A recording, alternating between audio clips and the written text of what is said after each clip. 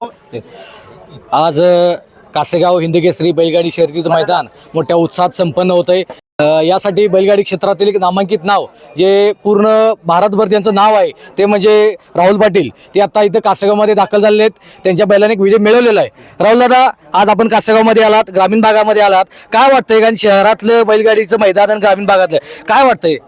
खरं तर माझा जन्म ग्रामीण भागामध्येच झाला आहे आणि ग्रामीण परिसरामध्ये आल्यानंतर गावची आठवण येते.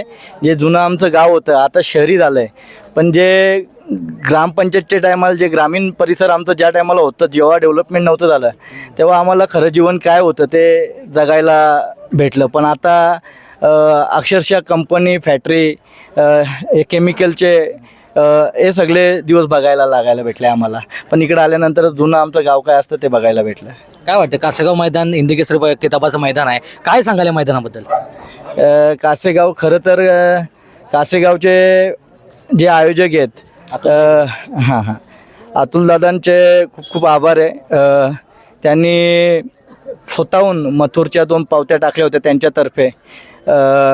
म्हणजे एक आनंदाची बाब आहे का त्यांनासुद्धा वाटत होता का मथुर त्यांच्या मैदानामध्ये पलावा आणि मी सुद्धा यावा. 2 दिवस आमच्या आईचा सोहळा होता गावदेवीचा, वर्धापन दिन. आणि वर्धापन दिन जे गावदेवीचं ट्रस्टीवर अध्यक्ष मी आहे. अध्यक्ष असल्यामुळे 2 दिवस सगळ्या गोष्टी ज्या आईने जन्म दिला आहे, ज्या आईच्या आशीर्वादाने गावदेवी प्रसन्नकुमार रणवीर राहुलभाई पाटील या नावाने मथुर पळत असतो. आणि तिच्या सेवेसाठी 2 दिवस गेले ना. 12:30ला मी सर्व आमचं प्रोग्राम संपलं, मग डायरेक्टली मैदानामध्ये आलो. राहुल दादा, आपण आता आपली क्रेज जाणवते, तरुणांमध्ये आपली क्रेज आहे, पण त्या तरुणांना काय सांगाल? कारण तरुणांना कुठं दिशा देणं पण गरजेचं आहे.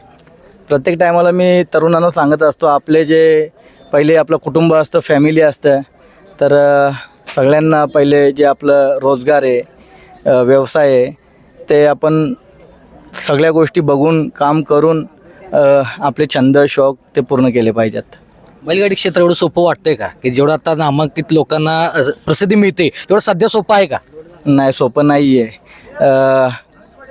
लक्ष एकदाच घडतो, तसाच माझ्या दावणीला माझा मथुरसुद्धा एकदाच घडला आहे आणि मला नाही वाटत का मथुरनंतर मी या बैलगाडा क्षेत्रामध्ये असू शकतो. आपण लक्षाच्या पांढरीत आलात, आपण खूप जीव आहे आपला लक्षावर होता जीव. लक्ष आता आपल्या सध्या आपल्यात नाही. काय वाटतं, काय आठवण येते? लक्षाची जागा मथुर भरून काढतोय, कारण की लक्ष आमचा दैवत आहे या बैलगाडा क्षेत्रामध्ये.